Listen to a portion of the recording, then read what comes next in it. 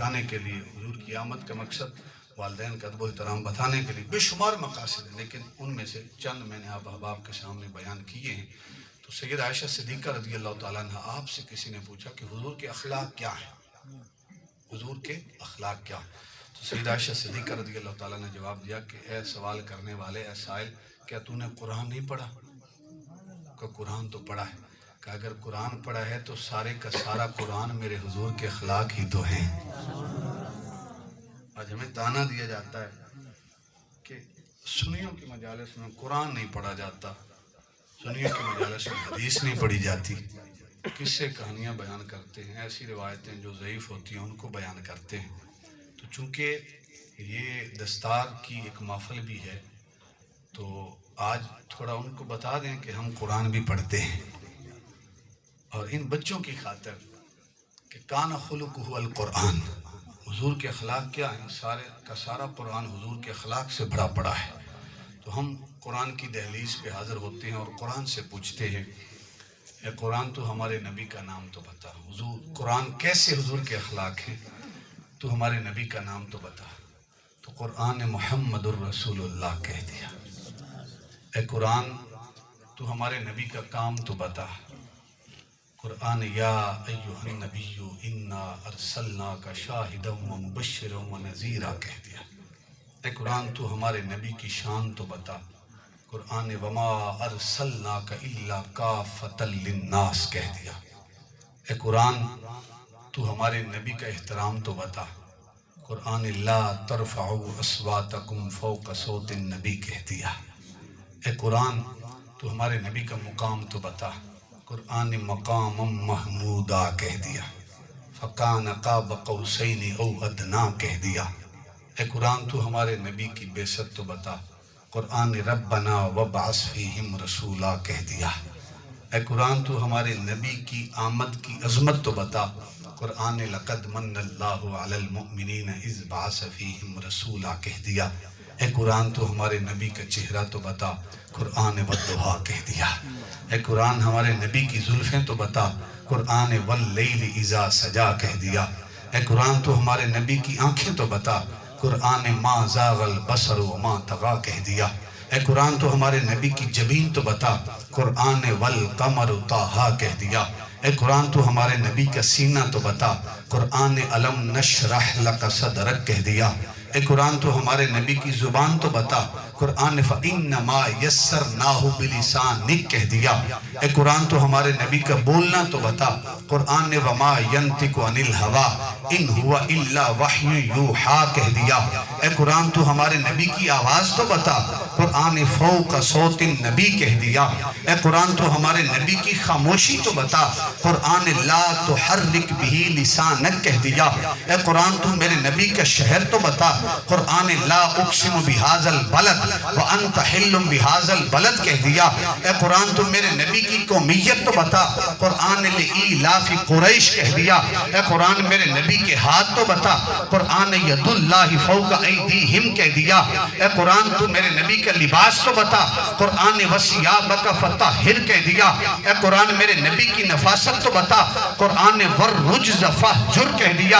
اے قرآن میرے نبی کے دن تو بتا۔ قرآن ان لک فی النہار سبحا طویلا کہہ دیا۔ اے قرآن میرے نبی کی راتیں تو بتا۔ قرآن قم اللیل الا قلیلا کہہ دیا۔ اے قرآن میرے نبی کی تلاوت تو بتا۔ قرآن ورتل القرآن ترتیلا کہہ دیا۔ اے قرآن میرے نبی کی شان کی رفت اور بلندی تو بتا۔ قرآن ورفعنا لک ذکرک کہہ دیا۔ اے قرآن میرے نبی کی بیویاں تو بتا۔ قرآن یا نساء النبی لستن کاحد من النساء کہہ دیا۔ یا ایہا النبی کل ازواجک کہہ دیا۔ اے قرآن میرے نبی کی بیٹیاں تو بتا۔ بیٹی نہیں بیٹیاں تو بتا۔ قرآن وبناتک کہہ دیا۔ اے قرآن میرے نبی کا یار، میرے نبی کا سسر، میرے نبی کا یار، یار غار، یار مزار جناب صدیق اکبر تو بتا۔ قرآن والذین معہ والذی جاء بالصدق وصدق بہ کہہ دیا۔ اے قرآن میرے نبی کا یار، میرے نبی کا سسر جناب فاروق اعظم تو بتا، قرآن اشداء علی الکفار کہہ دیا، اے قرآن میرے نبی کا یار، میرے نبی کا داماد جناب عثمان غنی تو بتا، قرآن رحماء بینہم کہہ دیا، اے قرآن میرے نبی کا یار، میرے نبی کا داماد علی المرتضی شیر خدا تو بتا، قرآن تراہم رکعان سجدہ کہہ دیا، اے قرآن میرے نبی کا یار، حبشے کا کالا بلال تو بتا، قرآن ان الذین قالوا ربنا اللہ ثم استقاموا کہہ دیا، اے قرآن تو میرے نبی کی اہل بیت تو بتا، قرآن لیذھب عنکم الرجس اہل البیت ویطہرکم تطہیرا کہہ دیا، اے قرآن میرے نبی کے صحابہ تو بتا، قرآن اولئک هم المفلحون اولئک هم الفائزون اولئک هم الراشدون رضی اللہ عنہم ورضوا عنہ کہہ دیا۔ ارے جب میرے نبی کا نام، نبی کا کام، نبی کی شان، نبی کا احترام، نبی کا مقام، نبی کا چہرہ، نبی کی صورت، نبی کی سیرت، نبی کا سینہ، نبی کی زلفیں، نبی کے داماد، نبی کی سسرال، نبی کی ازواج، نبی کی بیٹیاں، جب سب کچھ قرآن میں ہے تو پھر ادھر ادھر کیوں بھٹکتا ہے؟ علماء حق، علماء اہل سنت کے دروازے پہ، جہاں پر تجھے خدا کا قرآن ملے گا یا محمد مصطفیٰ کا فرمان ملے گا۔ اللہ اکبر، نعرہ رسالت، نعرہ تحقیق، نعرہ حیدری، علماء اہل سنت زندہ باد۔ مقصد میلاد کیا ہے؟ مقصد میلاد یہ ہے کہ ہم میلاد کو رسم کے طور پہ نہیں، مشن کے طور پہ منائیں۔ وہ مشن کیا ہے؟ جب اللہ کے نبی نے اہل و عیال کو اکٹھا کیا، کون ہے اعلان کیا، کون ہے جو اس رستے میں میرے ساتھ مل کے پتھر کھائے؟ حضور ضیاء الامت رحمت اللہ تعالیٰ نے ضیاء النبی شریف کے اندر نقل کیا۔ حضور شہر مکہ سے نکل کے جب لوگ حج کے لیے آتے تھے، ان کو دعوت دینے کے لیے تشریف لے کے جاتے تھے، تو حضور اللہ کی توحید کا اعلان کرتے ہیں۔ پیچھے ایک شخص ہے جس کا نام ابو لہب ہے، وہ کہتا ہے کہ لوگوں ان کی باتوں کو نہ سننا، یہ نعوذ باللہ کذاب ہے، یہ جھوٹا ہے۔ حضور کو منہ پہ جھوٹا کہا گیا، حضور کے چہرے کے اوپر مٹی پھینکی گئی، نعوذ باللہ۔ حضور ضیاء الامت نے یہاں تک لکھا، یہ الفاظ دہراتے ہوئے زبان ساتھ نہیں دیتی، لیکن اس لیے بیان کر رہا ہوں کہ آج ہم صرف میلاد نہ منائیں، مقصد میلاد کو بھی سمجھیں۔ نعوذ باللہ حضور جب اپنی رسالت کا، خدا کی توحید کا اعلان کرتے تھے تو وہ کفار و مشرکین نعوذ باللہ حضور کے چہرے پہ تھوکتے تھے۔ اللہ کے نبی نے اعلان کیا، کون ہے جو اس اعلان میں میرا ساتھ دے گا، اس دشوار گھاٹی میں میرا ساتھ دے گا، میرے ساتھ چلے گا؟ کسی نے سرکار کی آواز پر لبیک نہیں کہا، ایک 10 سالہ ننھا سا معصوم سا ہاتھ کھڑا ہوتا ہے، یا رسول اللہ ان پرکٹھن وادیوں میں میں علی المرتضی آپ کا ساتھ دوں گا، یا رسول اللہ مشن کے طور پہ ساتھ دوں گا، رسمن نہیں۔ حضور پھر ساری زندگی مرتے دم تک آپ کا ساتھ دوں گا۔ اگر آپ ہجرت کی شب اس موت کے بستر پہ سونے کا حکم دیں گے تو حضور میں سونے کے لیے تیار ہو جاؤں گا۔ اور پھر مولا کائنات نے ساری زندگی وفا کی ہے۔ وہ مشن کیا ہے؟ جب اللہ کے نبی نے اعلان کیا آج تمہارے مال کی سلام کو ضرورت ہے، صدیق اکبر گھر گئے، گھر میں جھاڑو دیا، ایک سوئی تک گھر میں نہیں چھوڑی، سارا لا کے حضور کے قدموں میں رکھ دیا۔ اے صدیق گھر میں کیا چھوڑا ہے؟ اللہ اور اس کے رسول کو چھوڑ کے آئے۔ یہ مشن ہے۔ مشن کیا ہے؟ جب سیدنا بلال کو تپتے انگاروں پہ لٹایا جاتا تھا، آقا کہتا ہے کہ چھوڑ دے محمد عربی کا کلمہ پڑھنا، لیکن بلال کی زبان سے احد احد کی صدائیں بلند ہوتی ہیں۔ کہا کہ میرے جسم پہ تیرا بس چل سکتا ہے، دل کی دنیا محمد عربی کی غلام بن چکی ہے۔ آج ہم نے اتنی تکلیفیں برداشت کی، کتنی راتیں ہم نے دین کی خاطر جاگ کر گزاری ہیں، ہم نے اپنے بچوں کو کتنا قربان کیا دین کی خاطر۔ حضور ضیاء الامت رحمۃ اللہ تعالی علیہ لوگوں کے پاس جاتے تھے، مریدوں کے پاس، کہتے تھے کہ مجھے تمہارے مال کی ضرورت نہیں، مجھے نذرانے نہ دو، اگر دینے ہیں تو مجھے اپنے بیٹے عطا کرو، میں انہیں عالم دین بناؤں، وہ لوگوں کی خدمت کریں۔ حضور شیخ الاسلام خواجہ قمر الدین سیالوی رحمۃ اللہ تعالی علیہ نے ساری زندگی یہی درس دیا، نذرانوں پہ توجہ نہیں دی، ہم نے تو دیدار نہیں کیا جو ساتھ رہے ہیں خواجہ بشیر الدین معظمی دامت برکاتہم العالیہ والقدسیہ، جنہوں نے پڑھا ہے حضور شیخ الحدیث علامہ غلام رسول رضوی رحمۃ اللہ تعالی علیہ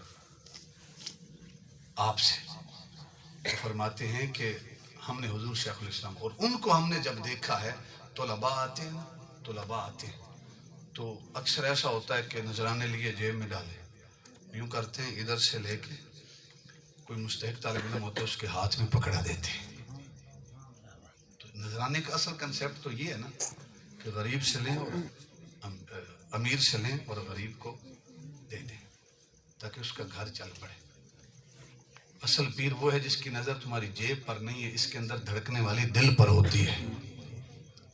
اصل پیر وہ ہے، وہ نہیں کہ جو کلین شیو کینیڈا کا ویزا لے کے آیا تو اس کو پیر صاحب پاس بٹھائیں، اور کوئی غریب بیچارہ آ گیا ہے تہجد گزار تو اسے پیر صاحب کہیں ادھر بیٹھ کے کل شریف کا پہلے لکھ پڑھو نا، پھر میرے ساتھ آ کے بات کرنا۔